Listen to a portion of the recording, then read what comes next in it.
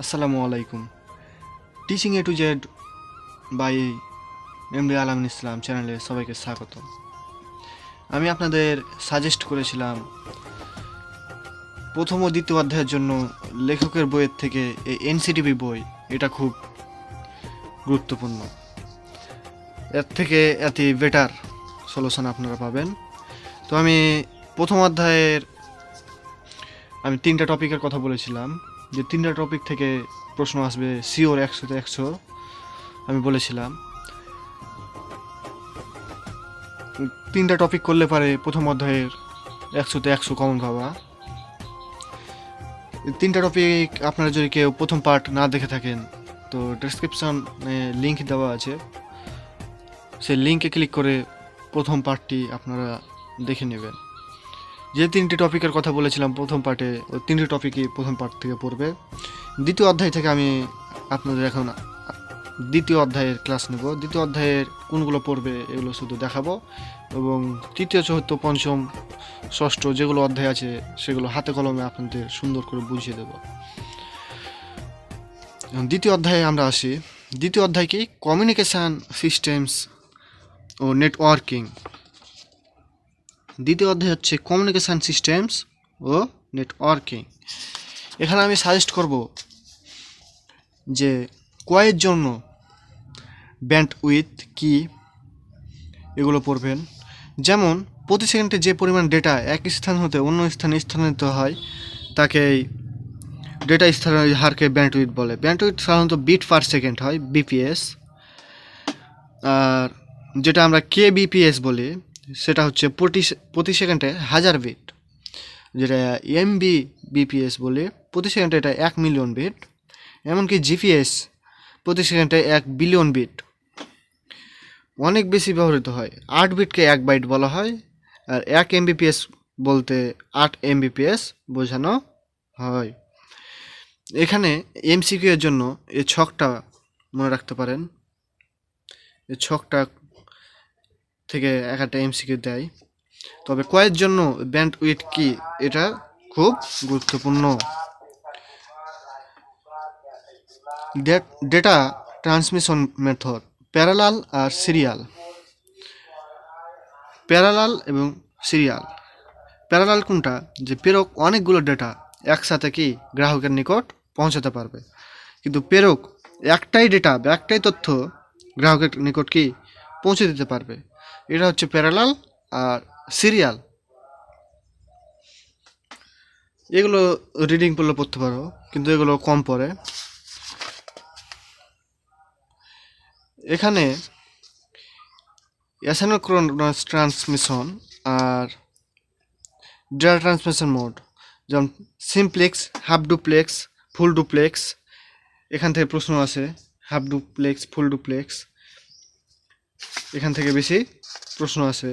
আর সব থেকে বেশি প্রশ্ন আসে দ্বিতীয় অধ্যায়ের।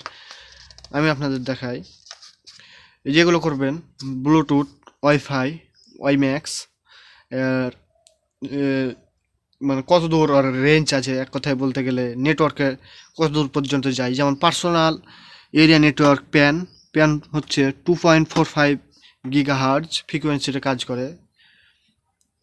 এর ব্যাপ্তি 3 থেকে 10 মিটার থাকে।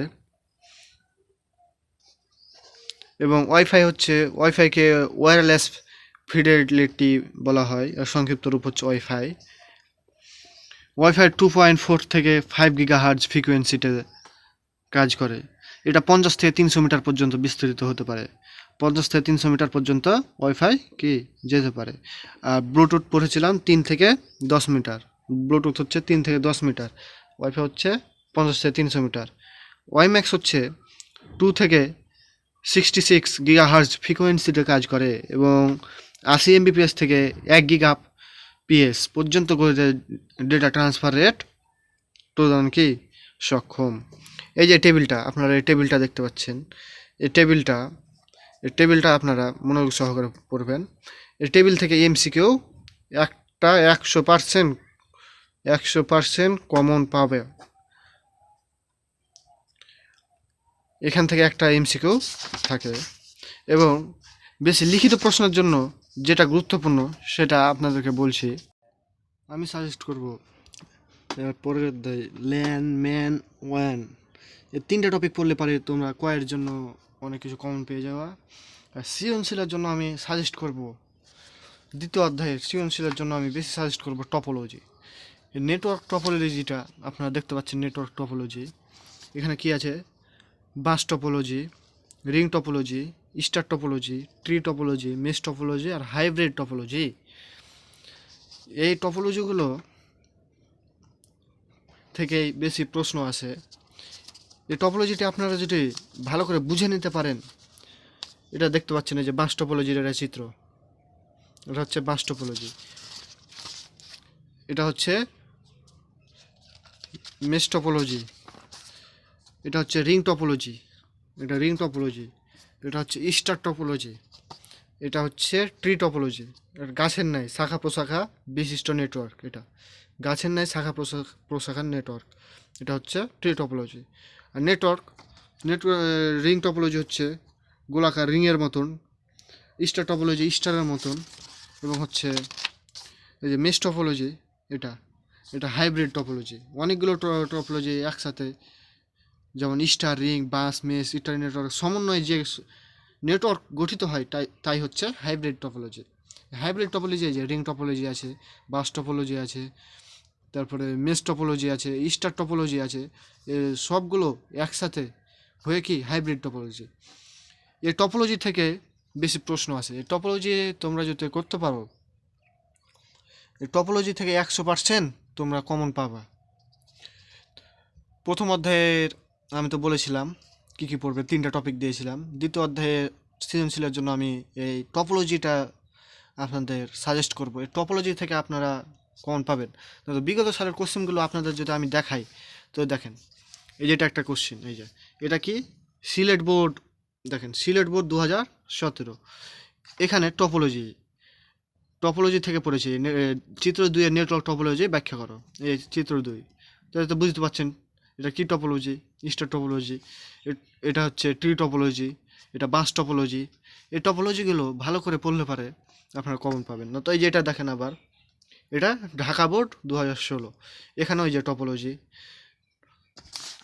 আবার দেখাই, এই যে এখানে কুমিল্লা বোর্ড 2016, এটা কুমিল্লা বোর্ড 2016, এই যে টপোলজি। আবার দেখেন দিনাজপুর বোর্ড 2016, এই যে টপোলজি সম্পর্কে পড়েছে। আবার দেখেন Rajshahi board, Comilla board, Chittagong board এবং Barishal board 2018। Rajshahi board, Comilla board, Chittagong board, Barishal board 2018, এই চারটা বোর্ডেই এই যে টপোলজি নিয়ে কোশ্চেন হয়েছে। এই যে এখানে আবার যদি দেখাই আমি, Dhaka board, Jessore board, Dinajpur board, Sylhet board 2018, এখানেও কি টপোলজি থেকে কি প্রশ্ন এসেছে। আবার দেখেন সিলেট বোর্ড টপোলজি থেকে প্রশ্ন এসেছে। আপনি যত বোর্ড দেখবেন ব্যবহার টপোলজি, এই যে এদিকে দেখেন, এই যে এখানেও টপোলজি, এই যে এখানেও টপোলজি সম্পর্কে, এখানেও কুমিল্লা বোর্ড 2019, এখানেও টপোলজি। আপনি দ্বিতীয় অধ্যায়ের টপোলজি থেকে কি বেশি প্রশ্ন পড়ে।